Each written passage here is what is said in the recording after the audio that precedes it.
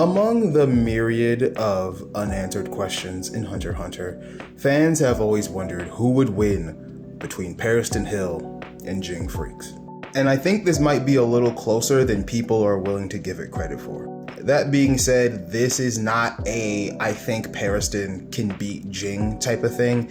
This is a video more in defense of Pariston. I still think Ging would win, I just want to give Pariston a little bit of bail.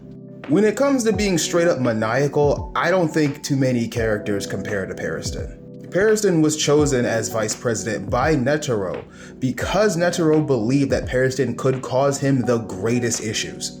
Granted, Pariston wasn't causing issues like getting in the field and putting innocent people in danger, but he would cause enough trouble for Netero that people would begin to question his leadership or question his value as a leader, which oddly enough was something that Netero enjoyed. And I don't think that Netero would put someone that close to him who also wouldn't be able to defend themselves if something happened.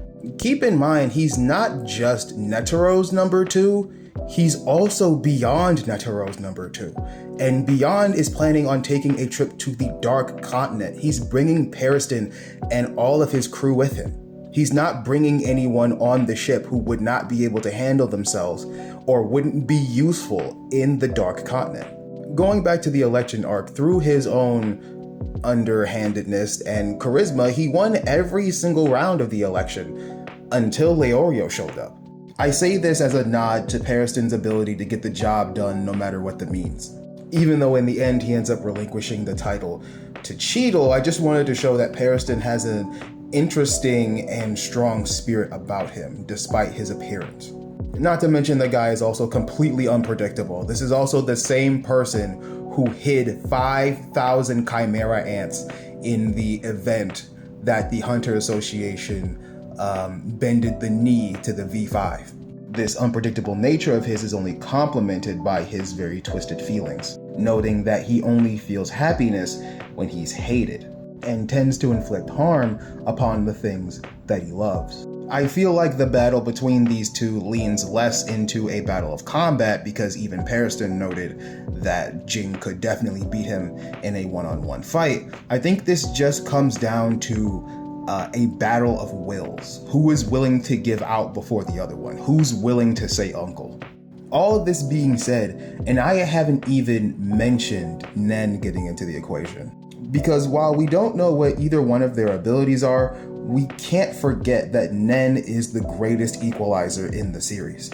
You can be physically as strong as the gorilla they keep placing up against 100 men, but if I have a Nen ability that completely negates that, it does not matter. Is that to say that Pariston has some completely overpowered Nen ability? Maybe, maybe not. The 5,000 Chimera ants does raise some concern. I don't know if he can control things. I don't think he was ever planning on controlling the Chimera ants in the first place, just sending them out to wreak havoc. That being said, Pariston did try to sneak a peek at Jing's Nen ability, and Ging said that they will only see the Nen ability during combat. So even in Pariston's mind, knowing your opponent's Nen is a big part of this equation here. Intel in Hunter x Hunter is a lot important than I think people give it credit for. All of this being said, the only person that Pariston has not been able to outsmart is Ging. Obviously, Netero and his son count too, but we're not talking about them. Ging, at every step of the way, has been able to see Pariston's goal before he even had a chance to reveal it, which shows how much Ging and Pariston think alike, but also shows how Ging is able to get one step ahead of Pariston. But at the end of the day, this is a battle of attrition that I think we will only see once we finally reach the Dark Continent.